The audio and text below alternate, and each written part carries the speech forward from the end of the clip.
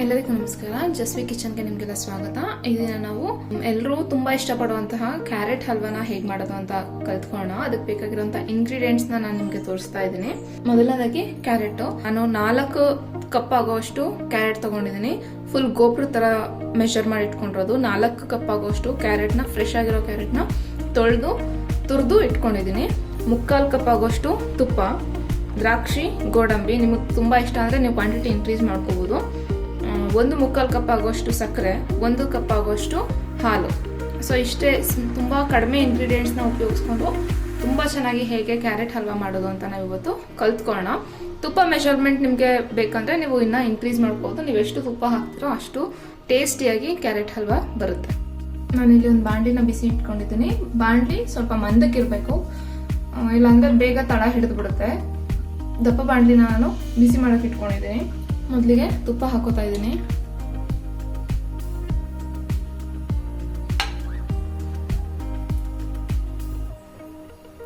So ಇದು full carrot halwa ಮುಗಿಯೋ ತನಕನೂ ನಾವು ಮೀಡಿಯಂ ಫ್ಲೇಮ್ ಮೇಲೆನೆ ಉರಿ ಇಟ್ಕೊಂಡಿರ್ಬೇಕು. ತುಂಬಾ ಕಡಿಮೆನೂ ಮಾಡಬಾರ್ದು, ತುಂಬಾ ಜಾಸ್ತಿನೂ ಮಾಡಬಾರ್ದು.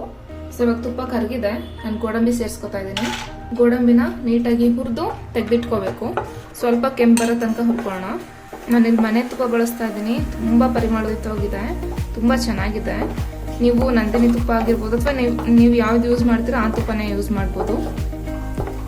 ಕೆಲವರು 2-3 ಥರದಲ್ಲಿ ಕ್ಯಾರೆಟ್ ಹಲ್ವಾನ ಮಾಡ್ತಾರೆ. ಇದು ತುಂಬಾನೇ ಟೇಸ್ಟಿಯಾಗಿರುವಂತಹ ಮೆಥಡ್ ಇದು. ಬಟ್ ಸ್ವಲ್ಪ ಟೈಮ್ ತಗೊಳುತ್ತೆ, ಬಟ್ ತುಂಬಾನೇ ರುಚಿಯಾಗಿರುತ್ತೆ. ಒಂದ್ಸಲ ತಿಂದ್ರೆ ಇನ್ನು ಮತ್ತೆ ಮತ್ತೆ ತಿನ್ಬೇಕು ಅಂತ ಅನಿಸ್ತಾ ಇರುತ್ತೆ. ನೋಡಿ, ಸ್ವಲ್ಪ ಕಲರ್ ಚೇಂಜ್ ಆಗಿದೆ. ನಾನು ಇವಾಗ ಇದನ್ನು ತೆಗಿತಿದ್ದೀನಿ.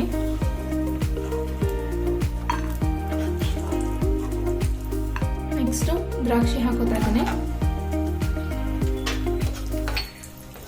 ದ್ರಾಕ್ಷಿ ಸ್ವಲ್ಪ ಉಬ್ಕೊಂಡ್ರೆ ಸಾಕು, ತುಂಬಾ ಏನು ಫ್ರೈ ಮಾಡೋದು ಬೇಕಾಗಿರಲ್ಲ. ನೋಡಿ, ಎಲ್ಲ ಉಬ್ಕೊಂಡಿದೆ. ಇದನ್ನು ತೆಗಿತಾ ಇದ್ದೀನಿ. ಈಗ ಏನು ಕ್ಯಾರೆಟ್ ಇಟ್ಕೊಂಡಿದ್ದೀನಿ ಅಷ್ಟನ್ನ ಸೇರಿಸ್ಕೊತಾ ಇದ್ದೀನಿ. ಸೊ ಇವಾಗ ಇದನ್ನ ನೀಟಾಗಿ ರೋಸ್ಟ್ ಮಾಡಬೇಕು. ಫ್ಲೇಮ್ ಮೀಡಿಯಮ್ ಅಲ್ಲೇ ಇರುತ್ತೆ. ನೋಡಿ, ಇವಾಗಲೇ ತುಂಬ ಕ್ವಾಂಟಿಟಿ ಕಡಿಮೆ ಆದಂಗೆ ಫೀಲ್ ಆಗುತ್ತೆ. ತುಂಬ ಬೇಗ ಕ್ಯಾರೆಟು ಕಡಿಮೆ ಆದಂಗೆ ಅನಿಸ್ಬಿಡುತ್ತೆ. ಜಾಸ್ತಿ ಆಯಿತು ಅಂತ ಇಲ್ಲ.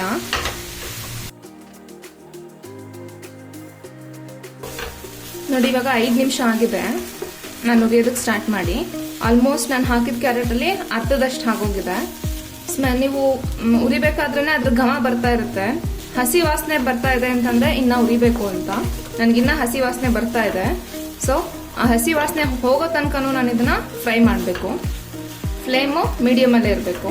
ನೀವು ಲೋ ಫ್ಲೇಮಲ್ಲಿ ಇಟ್ಕೊಂಡ್ರೆ ಇದು ತುಂಬಾನೇ ಟೈಮ್ ತಗೋಬಿಡುತ್ತೆ, ಮತ್ತೆ ನೀಟಾಗಿ ಹಸಿ ವಾಸನೆ ಎಲ್ಲ ಕಡೆನೂ ಹೋಗಲ್ಲ. ಸೊ ಅದಕ್ಕೋಸ್ಕರ ಫ್ಲೇಮ್ ಮೀಡಿಯಮ್ ಅಲ್ಲೇ ಇಟ್ಕೊಂಡಿರ್ಬೇಕು.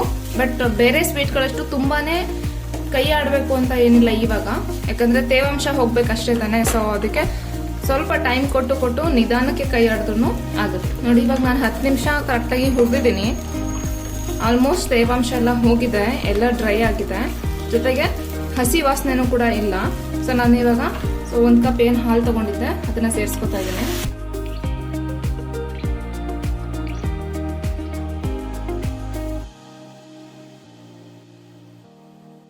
ಹಾಲು ಹಾಕಿದ್ಮೇಲೆ ಸೇಮ್ ಮೀಡಿಯಂ ಫ್ಲೇಮಲ್ಲೇ ಇದನ್ನ ಮುಚ್ಚಿ ಒಂದು 5 ನಿಮಿಷ ಬೇಯೋದಕ್ಕೆ ಬಿಡೋಣ. ಈಗ 5 ನಿಮಿಷ ಆಗಿದೆ. ನೋಡಿ, ಇನ್ನ ಸ್ವಲ್ಪ ಹಾಲು ಇದೆ, ಇನ್ನ ತೇವಾಂಶ ಇದೆ. ಸೊ ಅದು ಕೂಡ ಕುದ್ದು ಕಡಿಮೆ ಆಗಬೇಕು. ಹಾಲಿನ ಅಂಶ ಎಲ್ಲ ಕಂಪ್ಲೀಟ್ ಆಗಿ ಹೊರಟೋಗ್ಬೇಕು. ಅಲ್ಲಿ ತನಕ ಇದನ್ನ ಹೀಗೆ ಕವರ್ ಮಾಡಿ ಬೇಯಿಸ್ಬೇಕು. ಇನ್ನೊಂದು 2 ನಿಮಿಷ ಅಥವಾ 3 ನಿಮಿಷ ಮುಚ್ಚಿಡ್ತೀನಿ. ಆವಾಗ ತೆಗೆದು ನೋಡ್ಕೋತಾ ಇರಿ. ಹಾಲು ಜಾಸ್ತಿ ಹಾಕಿದ್ರೆ ಏನ್ ಪ್ರಾಬ್ಲಮ್ ಆಗಲ್ಲ, ಟೇಸ್ಟ್ ತುಂಬಾ ಚೆನ್ನಾಗಿ ಬರುತ್ತೆ.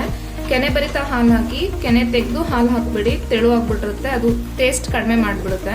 ಹಾಲು ಎಷ್ಟು ಗಟ್ಟಿಯಾಗಿ ಟೇಸ್ಟಿಯಾಗಿರುತ್ತೋ ಸ್ವೀಟ್ ಕೂಡ ಅಷ್ಟೇ ಟೇಸ್ಟಿಯಾಗಿ ಬರುತ್ತೆ. ಸೊ ನಾನು ಇದನ್ನ ಮತ್ತೆ 2 ನಿಮಿಷ ಮುಚ್ತಾ ಇದ್ದೀನಿ. 2 ನಿಮಿಷ ಆಗಿದೆ, ತೆಗಿತಾ ಇದ್ದೀನಿ. ನೋಡಿ, ಹಾಲಿನ ಅಂಶ ಎಲ್ಲ ಸುಮಾರಷ್ಟು ಕಡಿಮೆ ಆಗ್ಬಿಟ್ಟಿದೆ. ಇವಾಗ ಸಕ್ಕರೆ ಸೇರಿಸ್ಕೊತಾ ಇದ್ದೀನಿ. 1 ಕಪ್ ಸಕ್ಕರೆ ಹಾಕೋತಾ ಇದ್ದೀನಿ. ಮತ್ತೆ 3/4 ಕಪ್ ಸಕ್ಕರೆ ಸೇರಿಸ್ತಾ ಇದ್ದೀನಿ. ಸಕ್ಕರೆ ಹಾಕಿದ್ಮೇಲೂ ಕೂಡ ಇದನ್ನ ನೀಟಾಗಿ ಮಿಕ್ಸ್ ಮಾಡಬೇಕು. ಮತ್ತೆ ಸಕ್ಕರೆ ಮಿಕ್ಸ್ ಮಾಡಿದ್ಮೇಲೂ ಕೂಡ ನೀರು ಹೊಡೆದಂಗಾಗುತ್ತೆ, ಮತ್ತೆ ನೀರು ಬರುತ್ತೆ. ಮತ್ತೆ ಅದೆಲ್ಲ ಫುಲ್ಲು ಇಂಗಬೇಕು. ಅಲ್ಲಿ ತನಕನೂ ನಾವು ಇದನ್ನ ಹಿಂಗೇನೆ ಫ್ರೈ ಮಾಡ್ತಾ ಇರ್ಬೇಕು. ನೀವು ನೋಡ್ತಾ ಇರ್ಬೋದು ಕ್ಯಾರೆಟ್ ಹಲ್ವಾ ಹೇಗೆ ತೆಳು ಆಗ್ತಾ ಬರ್ತಾ ಇದೆ, ಸಕ್ಕರೆ ಹೇಗೆ ಕರಗ್ತಿದೆ ಅಂತ. ಕಂಪ್ಲೀಟ್ ಆಗಿ ನೀರ್ ಬಿಟ್ಕೊಂಡಂಗೆನೆ ಆಯ್ತು. ನಾನ್ ಸ್ಟಿಕ್ ಆಗಿರೋದ್ರಿಂದ ತಳ ಹಿಡಿಯೋದಿಲ್ಲ. ನೀವೇನಾದ್ರೂ ಬಾಣ್ಲಿನ ಇಟ್ಕೊಂಡಿದ್ರೆ ಅವಾಗ ನೀವು ಸ್ವಲ್ಪ ಕೈ ಆಡ್ತಾ ಇರ್ಬೇಕಾಗುತ್ತೆ, ತಳ ಹಿಡಿಯೋ ಚಾನ್ಸಸ್ ಜಾಸ್ತಿ ಇರುತ್ತೆ. ಇದು ಕುದೀತಾ ಇದೆ. ಮತ್ತೆ ಇದನ್ನ ಒಂದು 3 ನಿಮಿಷ ಮುಚ್ಚಿ ಬಿಡ್ತಿದ್ದೀನಿ. ಈಗ 3 ನಿಮಿಷ ಆಗಿದೆ, ತೆಗಿತಾ ಇದೀನಿ. ನೋಡ್ತಾ ಇದ್ರ ಎಷ್ಟು ತೆಳುವಾಗಿದೆ ಅಂತ. ಇದೆಲ್ಲಾನು ಕೂಡ ನೀರಿನಂಶ ಎಲ್ಲ ಹೋಗ್ಬೇಕು. ಅಲ್ಲಿ ತನಕ ನಾವು ಇದನ್ನ ಹೀಗೆ ಫ್ರೈ ಮಾಡಬೇಕು. ಇನ್ನೊಂದು 5 ನಿಮಿಷ ಇದನ್ನ ಹೀಗೆ ಕುದಿಯಕ್ಕೆ ಬಿಡೋಣ. ನೋಡಿ 7-8 ನಿಮಿಷ ಆದ್ಮೇಲೆ ಇದು ಈ ಕನ್ಸಿಸ್ಟೆನ್ಸಿಗೆ ಬಂದಿದೆ. ಕಂಪ್ಲೀಟ್ ಆಗಿ ನೀರಿನಂಶ ಎಲ್ಲ ಕೂಡ ಹಿಂಗಬೇಕು. ಅಲ್ಲಿ ತನಕ ಅದನ್ನ ಹೀಗೆ ಕೈ ಆಡ್ತಾ ಇರೋಣ. ನೋಡಿ 2 ನಿಮಿಷದ ನಂತರ ಆಲ್ಮೋಸ್ಟ್ ನೀರಿನಂಶ ಎಲ್ಲ ಕಡಿಮೆ ಆಗಿದೆ. ನಾವಿವಾಗ ಎಕ್ಸ್ಟ್ರಾ ಏನ್ ತುಪ್ಪ ಉಳಿಸ್ಕೊಂಡಿದ್ದೆ ಅದನ್ನ ಹಾಕೋತಾ ಇದೀನಿ.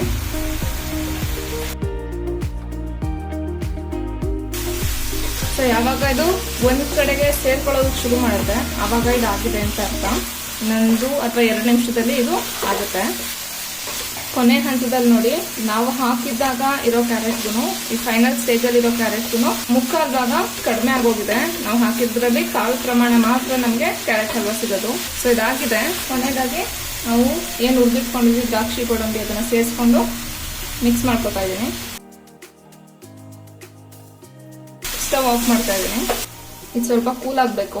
ತುಂಬಾ ಟೇಸ್ಟಿ ಆಗಿರುವಂತಹ ಕಲರ್ಫುಲ್ ಆಗಿರುವಂತಹ ಕ್ಯಾರೆಟ್ ಹಲ್ವಾ ಇವಾಗ ರೆಡಿ ಆಗಿದೆ. ನೀವು ಒಂದ್ಸಲ ಟ್ರೈ ಮಾಡಿ ಹೇಗ್ ಬಂತು ಅಂತ ನನಗೆ ಕಮೆಂಟ್ ಮಾಡಿ. ಬಾಯಲ್ಲಿಟ್ರೆ ಕರ್ಗು ಹೋಗುತ್ತೆ, ಅಷ್ಟು ಟೇಸ್ಟಿ ಆಗಿದೆ. ತುಂಬಾನೇ ಸಾಫ್ಟ್ ಆಗಿ ಬಂದಿದೆ, ತುಂಬಾನೇ ಚೆನ್ನಾಗಿದೆ. ನೀವು ಟ್ರೈ ಮಾಡಿ ಹೇಗ್ ಬಂತು ಅಂತ ನನಗೆ ಕಮೆಂಟ್ ಮಾಡಿ.